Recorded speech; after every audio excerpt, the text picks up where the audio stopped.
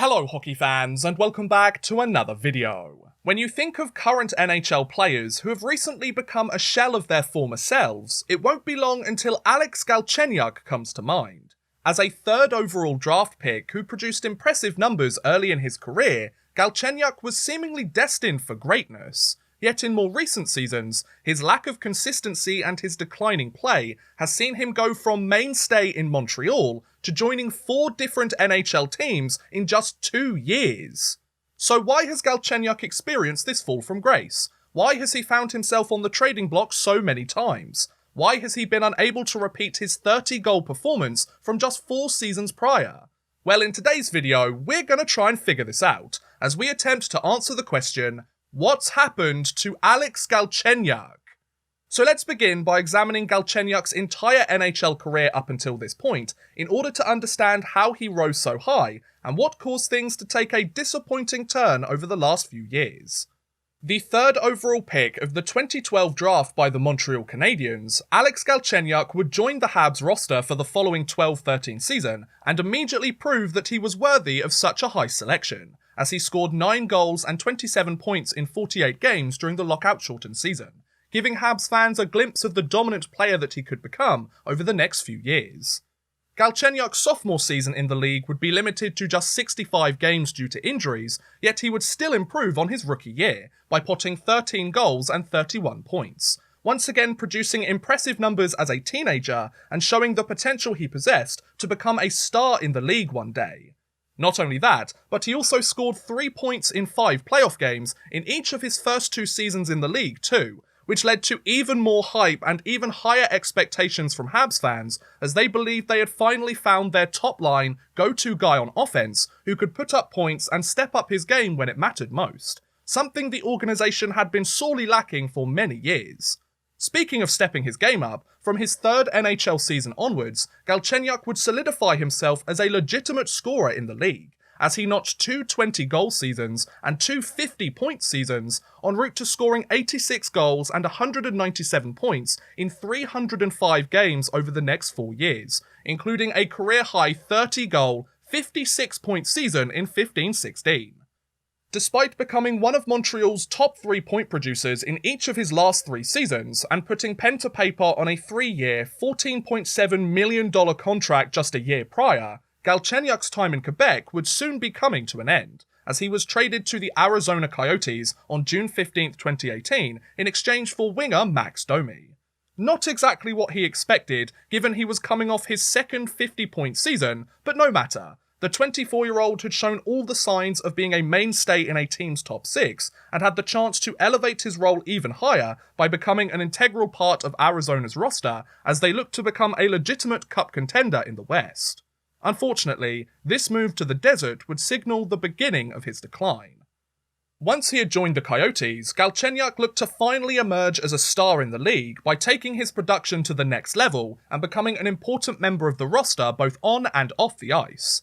Though he would score the same number of goals as his last season in Montreal in 10 less games, his overall production took a noticeable step back, as he scored 19 goals and 41 points in 72 games.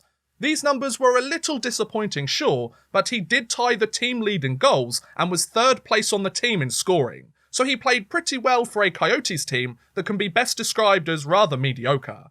Although his -19 left a lot to be desired, folks.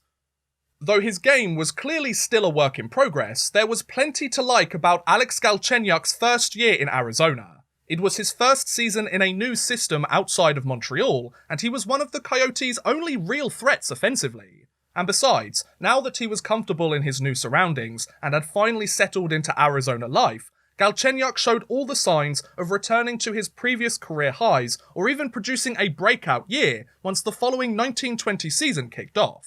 He would be playing for the Coyotes the next year, right? Wrong! A little over a year after acquiring him, the Coyotes announced that they had traded Galchenyuk to the Pittsburgh Penguins as part of the deal that sent Phil Kessel to Arizona. Now, for a player like Galchenyuk, this move appeared to be a match made in heaven. After all, he was joining a storied organisation with a talented roster full of recent Stanley Cup champions, and would get the chance to move back to his native position on the wing, where he would play alongside such greats as Sidney Crosby and Evgeny Malkin.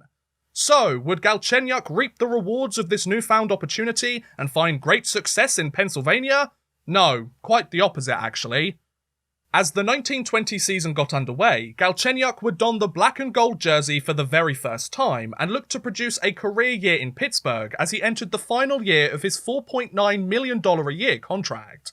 Though he would register his first point as a Penguin in his second game with the team, thanks to potting a pair of assists against Columbus on October 5th, Pittsburgh's coaching staff would struggle to find the right place to play Galchenyuk in their lineup. Due to him readjusting to playing on the wing, given that he had played centre for most of his NHL career, and due to an abundance of injuries that the team suffered throughout the season, the American forward would seemingly play a different position or with different line mates every single game. This inconsistency in his on-ice role meant that Galchenyuk's production was few and far between, as he registered 4 points in his first 10 games of the year and didn't score his first goal as a Penguin until November 25th. Nearly 2 months into the season. With the season already past its halfway point, it was clear that Galchenyuk wasn't the right fit for the Penguin system. The former 30-goal scorer had posted just 17 points in 45 games and was a -7 to boot, so not only was he unable to put points on the board with a much stronger team around him, he wasn't exactly great defensively either. This disappointing play culminated in Galchenyuk being traded for the third time in just 2 seasons on February 10th, 2020, as he was shipped off to the Minnesota Wild as part of the Jason Zucker deal. So just 4 years after posting a 30-goal season for the Habs, Alex Galchenyuk had moved on to his 4th NHL team, having produced a decent year in Arizona and posting lackluster numbers in Pennsylvania. Once he arrived in Minnesota, Galchenyuk would use the change of scenery to produce somewhat of a resurgence, as the 26-year-old potted 3 goals and 7 points in 14 games, before the rest of the season was abruptly cancelled due to the virus. Despite this noticeable rebound, this production meant that Galchenyuk finished the 1920 season with 24 points in 69 games, the worst single-season production of his entire 8-year NHL career. For context, his rookie year during the lockout-shortened 12-13 season was still better than this. That said, he did post a +2 during his brief stint in Minnesota, which was the first time he posted a positive plus-minus since the 14-15 season, and was only the second time he had done so in his entire career. Every cloud has a silver lining, right guys? Most recently, Galchenyuk joined Minnesota in the bubble as the Wild looked to secure a place in the 2020 playoffs, but he went scoreless in 4 games as Minnesota were bounced in the play-in round by the Vancouver Canucks. This underwhelming production, coupled with Galchenyuk wanting to explore the open market and the Wild wanting to pursue other options on their roster, meant that neither side wished to further extend the forward's time with the organisation, as it was recently announced that Galchenyuk will be entering free agency and not returning to Minnesota for the 2021 season. So considering he will soon be joining his 5th NHL team in just 3 years, that really does beg the question, what on earth has happened to Alex Galchenyuk? How has he gone from a 30-goal, 40 to 50-point producer just a few seasons ago to an unrestricted free agent desperately looking for a team to pick him up, having produced the worst single-season numbers of his entire NHL career?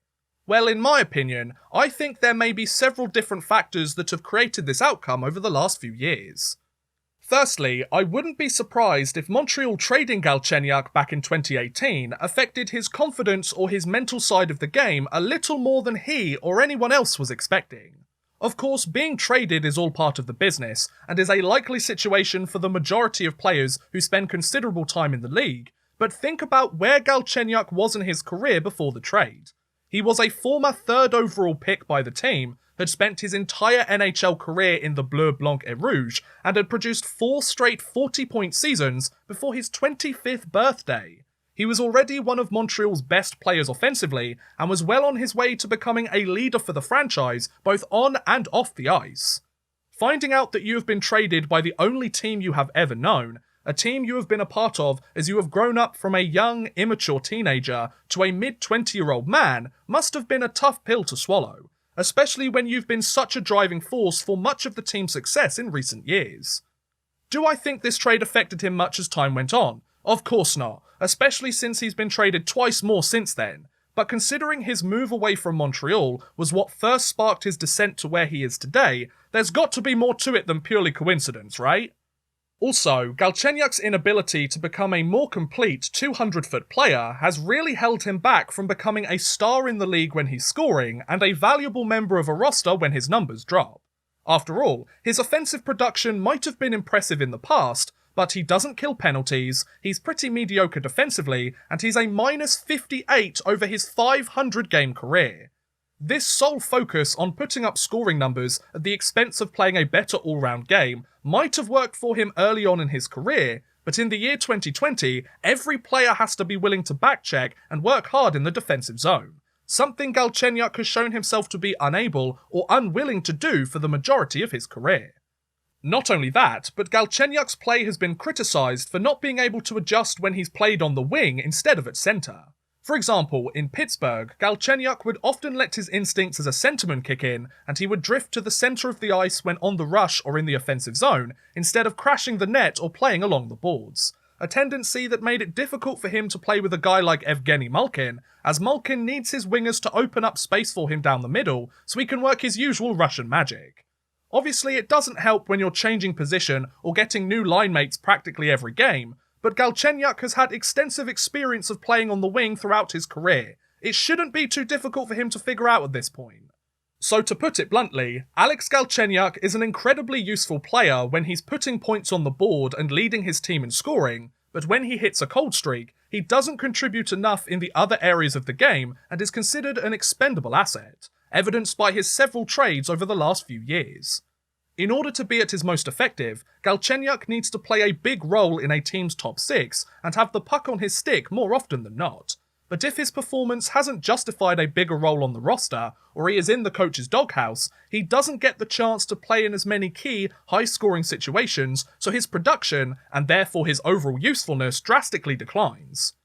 However, the biggest reason I think Galchenyuk has struggled over the last few years is because he hasn't had much consistency in where he's been playing or who he's been playing with. Let's give him some credit here, folks. He's been traded 3 times in 2 years. Bouncing around as often as that means you have little time to adjust to a new environment or get comfortable in a new system of play, as you're expecting to be on the move again soon enough and have to start from scratch once more. This constant relocation has meant that Galchenyuk has gotten stuck in a vicious cycle of learning a new system of play and adjusting his game to fit with his new coach's expectations, which has ultimately caused both his overall game and his point production to regress these past few seasons. After all, you can't expect a guy to keep scoring 30 goals and 50 points if he's putting on a new team's jersey every single year. I think you could make the argument that this constant adjustment played a big part in Galchenyuk not fitting well in Pittsburgh. Sure, he got to play with Crosby and Malkin and all the other talented players on the Penguins, but it was his 3rd team in 3 seasons. He had to adjust to yet another head coach, a brand new playing style and a new set of expectations just as quickly as he had adjusted to his role in Arizona.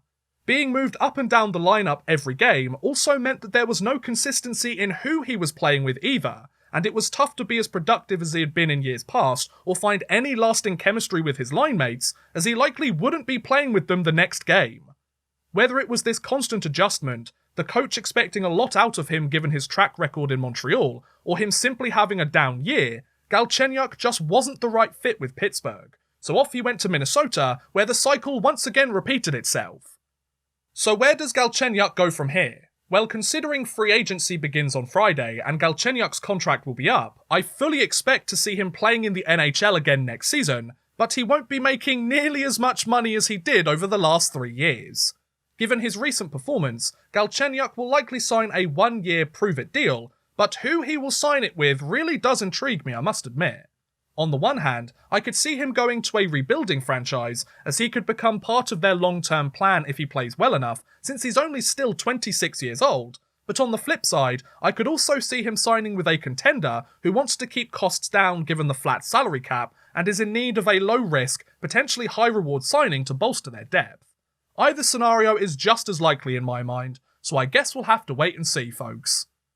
Regardless of where he signs though, here's hoping Galchenyuk can bounce back during the 2021 season and return to being the 30-goal, 50-point scorer he was just a few years prior. After all, it would be a real shame to see such a highly touted player who produced great success early in his career continue on the decline and be out of the league in the next year or two. But hey, at least he's had a better career than Nail Yakupov, right guys? And that was my attempt to answer the question, what's happened to Alex Galchenyuk? What do you guys think about Galchenyuk's recent performance? Do you think he'll be able to find a new team and bounce back next season, or is his NHL career near its end? Also, is there another player that you would like me to investigate in a similar style of video? I kind of just made this video because I was interested in answering the question, but if you guys have somebody in mind that you'd like me to look at and you like this kind of structure, do let me know. Let me know what you think in the comments below, folks. I'd love to hear what you guys think. But thank you very much for watching, guys. I hope you have enjoyed. Please feel free to like, subscribe, share, or watch some of my other videos. Thank you very much for watching, and goodbye. A big thank you to Carl Fairbank, Chris Gadsby, Connor B, John Plomin, Jordan Whitehead, Roman from London, and Worthless Pieces for helping support this video via Patreon. If you too want to help support the channel a little bit further and get a shout out at the end of every future video, make sure you head over to patreon.com/oddmanrush and become a patron today.